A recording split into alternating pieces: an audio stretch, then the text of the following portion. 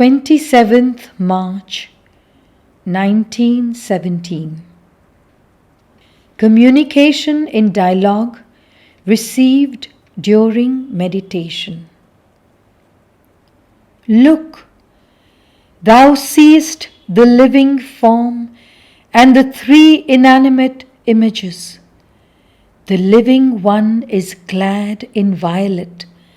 The other three are made of dust, but cleansed and purified.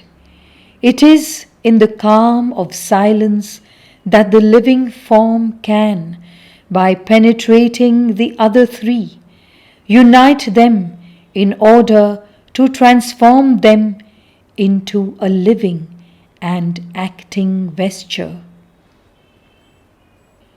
O Lord, Thou knowest that I am surrendered to Thee, and that my being adheres with a peaceful and deep joy to all that Thou givest it.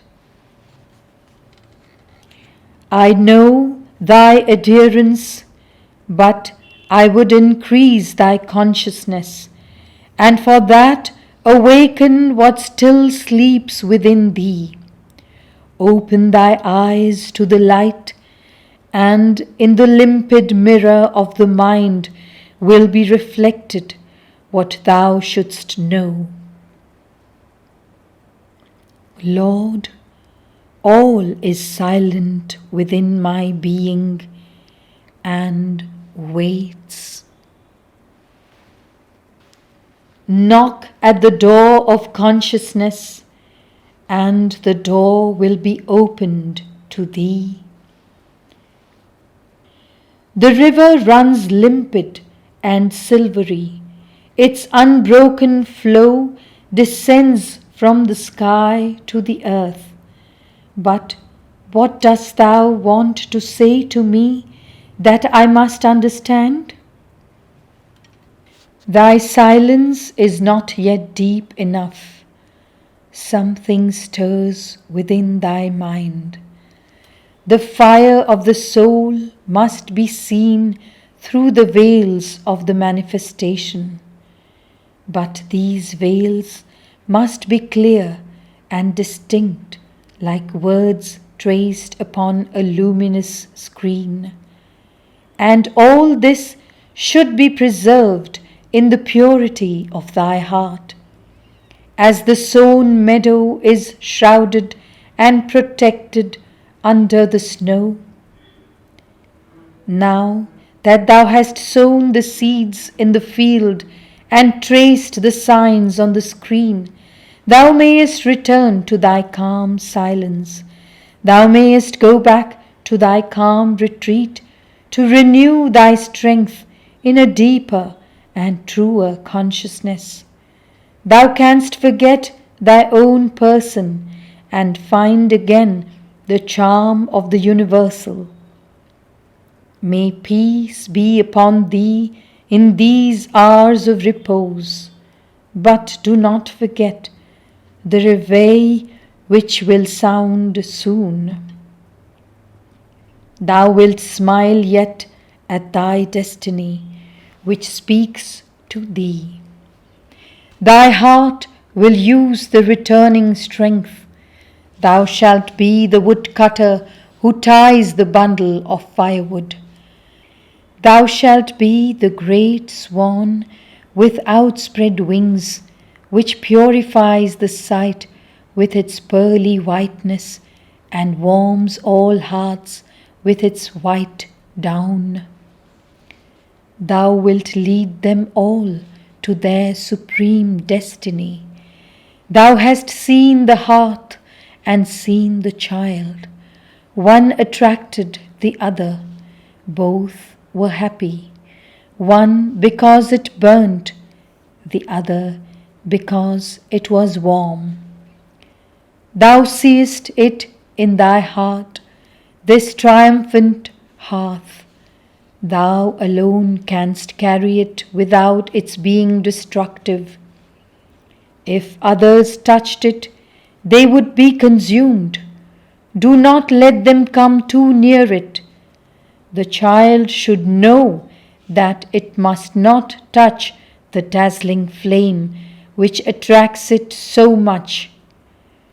From far it warms it and illumines its heart. Too close, it would reduce it to ashes. One alone may dwell fearlessly within this heart, for he is the ray that has indeed kindled it. He is the salamander ever reborn in the fire. Another is above, unafraid of being burnt. It is the immaculate phoenix, the bird come from the sky who knows how to return to it. The first is the power of realization. The other is the light. And the third, the sovereign consciousness. O Lord, I listen to Thee and lie prostrate at Thy feet. Thou hast opened the door to me. Thou hast opened my eyes, and a little of the night has been illumined. 30th March 1917. First part, translation by Sri Aurobindo. There is a sovereign royalty in taking no thought for oneself. To have needs is to assert a weakness. To claim something proves that we lack what we claim. To desire is to be impotent. It is to recognize our limitations and confess our incapacity to overcome them. If only from the point of view of a legitimate pride, man should be noble enough to renounce desire.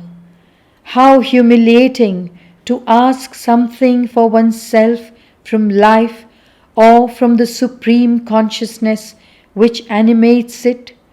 How humiliating for us, how ignorant an offense against her, for all is within our reach.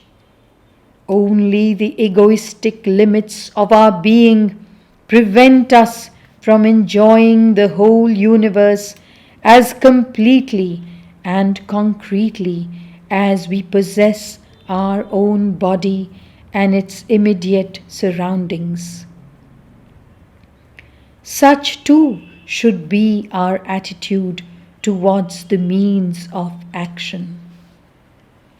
O Thou, who dwellest in my heart and directest all by Thy supreme will, Thou hast told me a year ago to burn all my bridges and cast myself headlong into the unknown, as did Caesar when he crossed the Rubicon.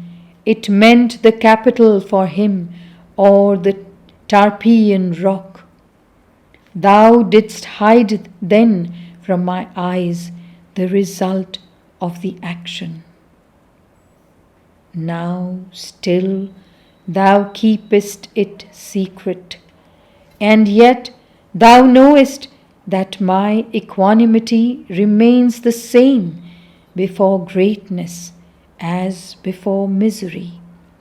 Thou hast willed that for me the future should be uncertain, and that I should go forward with confidence without even knowing where the road would lead. Thou hast willed that I should put the care of my destiny utterly in Thy hands, and abdicate altogether all personal preoccupation. This means undoubtedly that my road must be virgin even to my own thought. 31st March 1917. Translation by Sri Aurobindo. Each time that a heart leaps at the touch of thy divine breath, a little more beauty seems to be born upon the earth. The air is embalmed with a sweet perfume. All becomes more friendly. How great is thy power, O Lord of all existences, that an atom of thy joy is sufficient to efface so much darkness, so many sorrows, and a single ray of thy glory can light up thus the dullest pebble, illumine the blackest consciousness. Thou hast heaped thy favors upon me. Thou hast unveiled to me many secrets. Thou hast made me taste many unexpected and unhoped for joys. But no grace of thine can be equal to this thou grantest to me, when a heart leaps at the touch of thy divine breath. At these blessed hours, all earth sings a hymn of gladness. The grasses shudder with pleasure. The air is vibrant with light. The trees lift towards heaven their most ardent prayer. The chant of the birds becomes a canticle. The waves of the sea billow with love. The smile of children tells of the infinite, and the souls of men appear in their eyes. Tell me, wilt thou grant me the marvelous power to give birth to this dawn in expectant hearts, to awaken the consciousness of men to thy sublime presence, and in this bare and sorrowful world awaken a little of thy true paradise? What happiness, what riches, what terrestrial powers can equal this wonderful gift? O Lord, never have I implored thee in vain, for that which speaks to thee is thyself in me. Drop by drop thou allowest to fall in a fertilizing rain the living and redeeming flame of thy almighty love. When these drops of eternal light descend softly on our world of obscure ignorance, one would say a rain upon earth of golden stars, one by one from a somber firmament. All kneels in mute devotion before this ever-renewed miracle.